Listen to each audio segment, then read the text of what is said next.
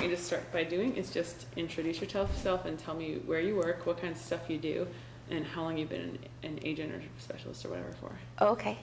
Do you want me to start with my name? Okay. So my name is Lauren Grand, and I work at Oregon State University, and I'm a forestry extension agent in Lane County, which is in the Eugene area.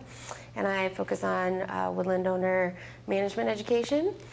And what else did you want me to? How long have you been in extension? I started as a program coordinator at Washington State University for 3 years. I did that for 3 years, and then I was hired as an extension agent at Oregon State University 2 years ago. Okay, good. So you got about 5 years of experience total. Yeah. Okay.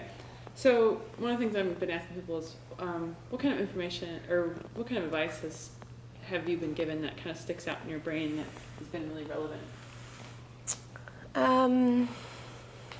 Let's see.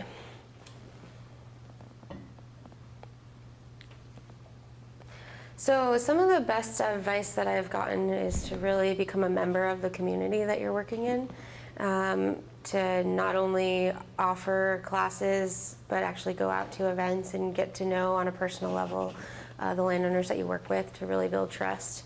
And they become a lot more supportive of you and your program and want to help out more, and you see them reaching out to other newer landowners more often. At least I have. So I always invite experienced landowners to new landowner education events, and they build relationships and sometimes go off and do peer-to-peer learning on their own. And just by going out and meeting people that have been in the community for a long time has gotten me the opportunity to sort of expand on that. So that's probably some of the best advice, and just not being afraid to just go out and meet new people and shareholders and things like that. I mean, not shareholders, stakeholders. Shareholders. That's funny. I've never worked in business before. Sorry.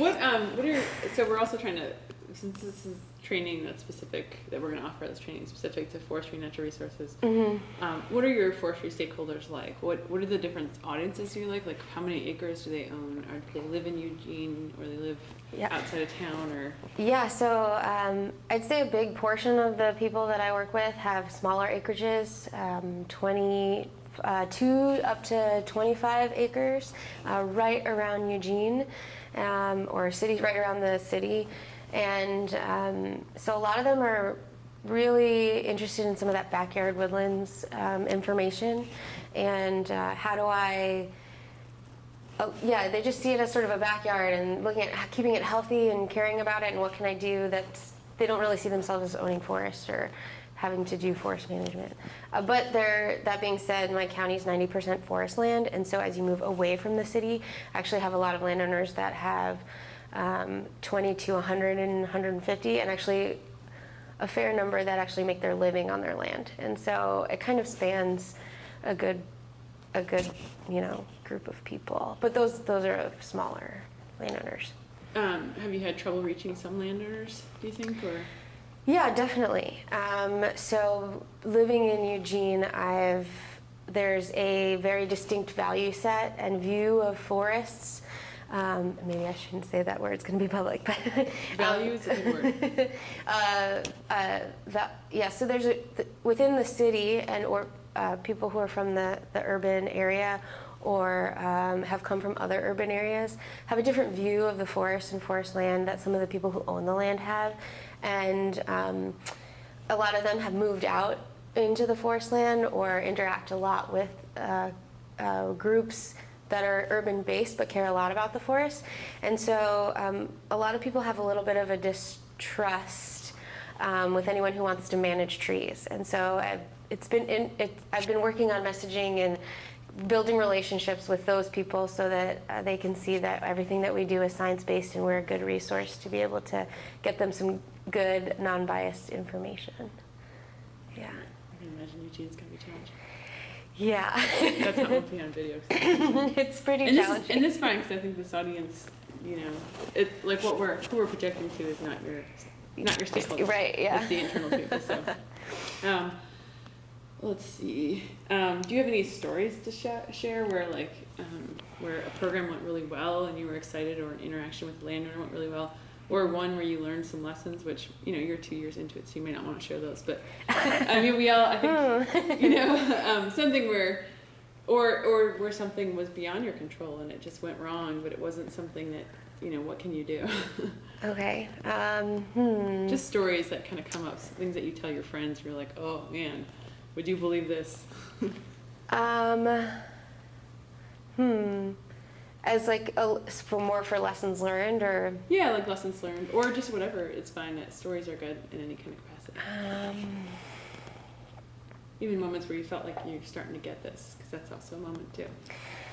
yeah, I do have some recent ones of those. I was, because of that sort of a conflicting climate within my county, where there's, again, with those conflicting values around how forests should be managed.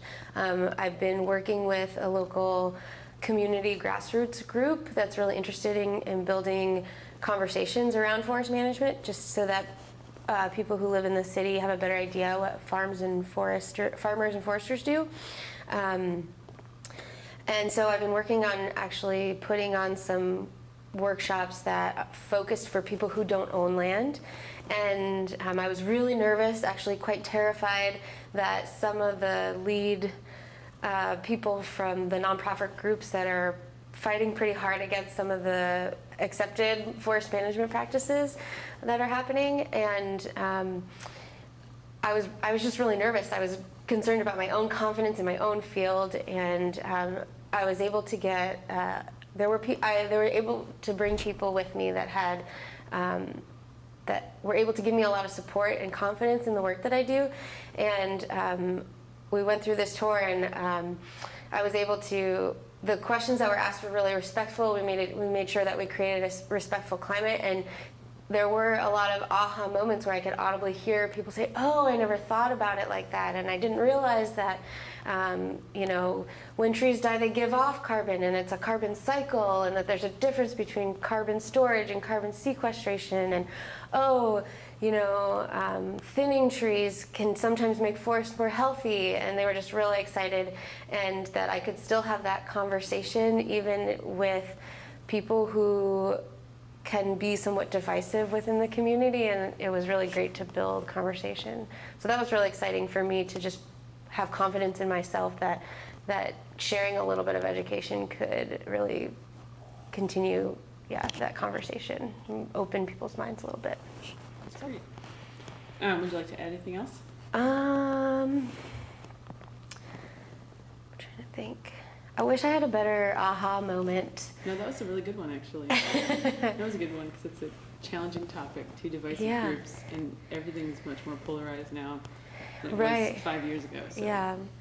And I think just really tapping into the support that's there is really important.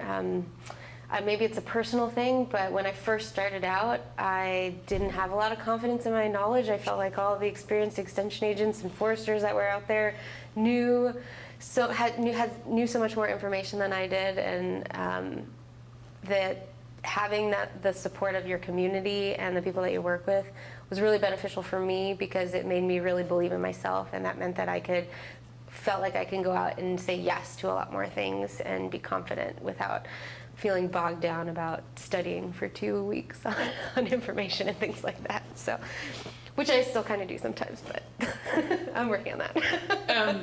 Have you already, so you've just been in this job for a couple of years, and you're probably gung ho and you're a little younger, but how are you balancing, you know, out of work life, you know, home life with work life? I could be a lot better at balancing my home life and work life, but I've taken advantage of some of the professional development workshops that they have at our university's extension conference in the last couple of years. And what I'm trying to do is be really anal about scheduling things. And so I've changed a couple settings on my email so that I have less incentive to do it when I'm not at home I'm sorry, I have Lesson Center to do it when I'm at home and on my phone. And I've started scheduling things really specifically so that I can get more stuff done during the workday and I don't want to do as much and I have more time at home.